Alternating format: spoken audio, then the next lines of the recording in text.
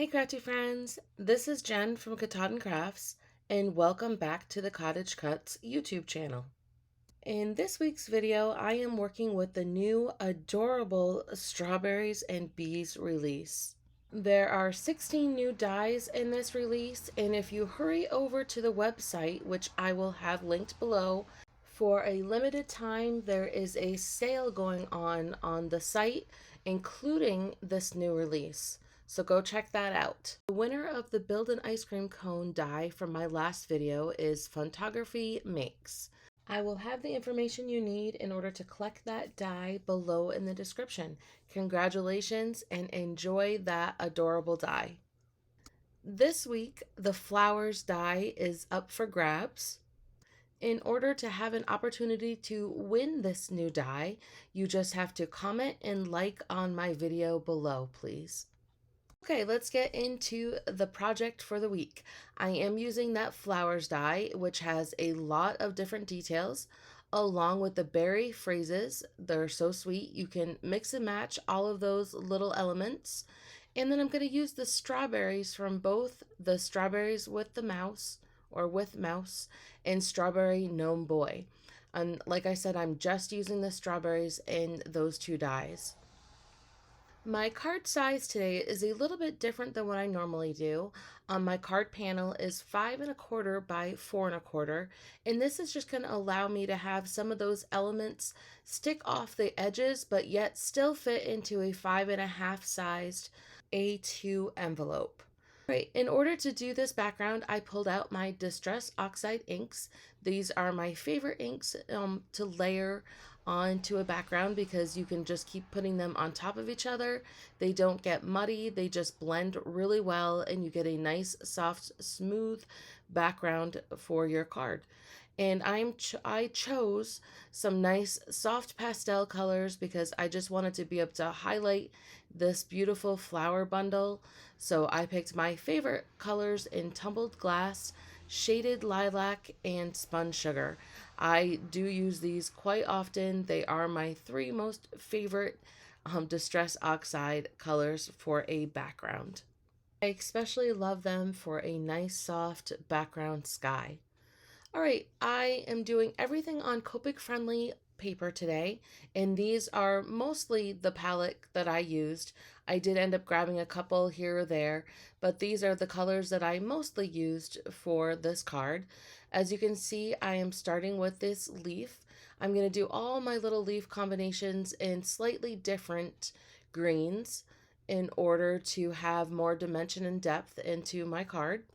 Doing fairly simple Copic marker coloring with just 2 colors on each section, except the strawberry. I did want to get a little bit more depth and to highlight the strawberries a little bit more. So I did use my triple color, and then I'm using a white gel pen in order to highlight those little seeds a bit, which again, the details in these dies are amazing, and there are little indentations for those seeds already for you to be able to highlight easily with a white gel pen, or even a black fine tip pen would work as well for that. And I'm just going to work on these petals. These 2 particular purple petals work really well together. You can layer them, but you don't have to. You can also use those separately. And just like my background, I wanted to come up with some soft pastel-y colors for my petals as well. So I'm going with pinks and purples, and I am going to use a little bit of yellow, as you can see here, because yellow and purple are complementary colors, so they're going to work well together for the card. I also die cut some of those centers out of a sparkly paper, and as you can see, I do like to pre-cut out all of my images, and that's what I do. I just sit down and die cut like crazy all at once, even on images that I'm probably not going to necessarily use. I do more than one. It just gives me the option, so once I start being creative in putting together my card, I have all of those options in front of me. And sometimes I don't color them all either. I just place them on the card white uncolored until I decide if I'm going to use that element or not. And yes, I do end up with a lot of stuff left over, but someday I can use that for another card. So perfect. And now you can see how I'm starting my process of building this layered card. I knew that I wanted to have a lot of elements slip behind others. So I kind of had to have a sort of a placement in order to figure all of that out. And I knew that once I had the layers of all the flowers down, that I could add those strawberries throughout the whole card. So right now I'm just trying to work on an aesthetically pleasing balance of the colors and the placement of the flowers. And my thinking fingers are working. It's so funny to me. I don't realize that I do that I rub them together as I'm thinking until I look back and see that in my videos. Yeah, kind of crazy. Once I had a general idea of the placement of all the flowers, I went ahead and added all of the centers to the flowers. I assembled them all. I cut out Berry Sweet from the berry phrases from some sparkly yellow cardstock. And you can see I added all those little strawberry caps onto the strawberries. I just got it all ready to go ahead and start tacking down all of these layers. And I say tacking because that's exactly what I did. I just added a little bit of glue to maybe the center of the flower or a little bit on the edge of the leaf, and then I added it permanently when I was happy with the placement of all of the pieces. I even did that with the words because I wasn't sure if I was going to add anything underneath it, if I was going to, add a few berries here or there.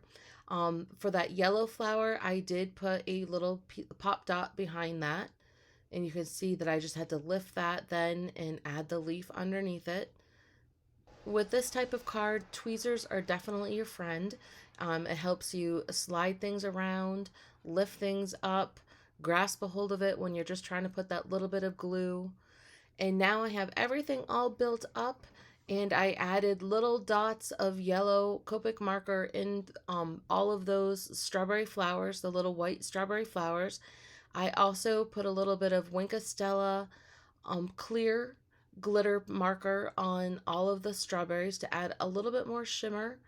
And you can see that I did do some of that sparkly paper with the centers of the flower along with the sentiments.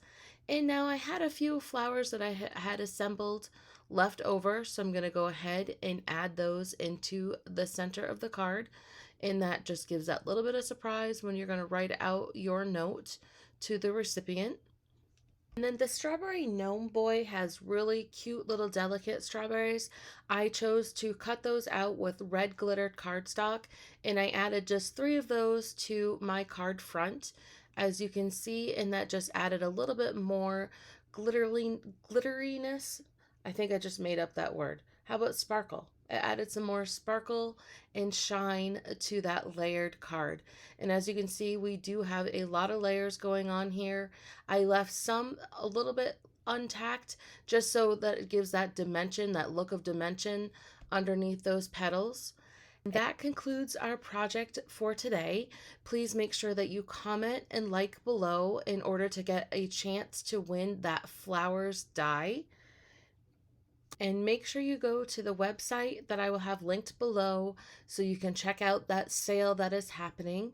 This new release is really adorable. I know that I say that about probably all of their dies, but it's true. They have so many details and the themes are just incredible. And this is outside my box doing a floral card, but I love it. I absolutely love it mixed in with these strawberries. So just go check that out, and I really appreciate you being here with us today. And again, I am Jen from Katahdin Krafts, and I will see you back here at the CottageCutz YouTube channel in another 2 weeks. Until then, take care and happy crafting.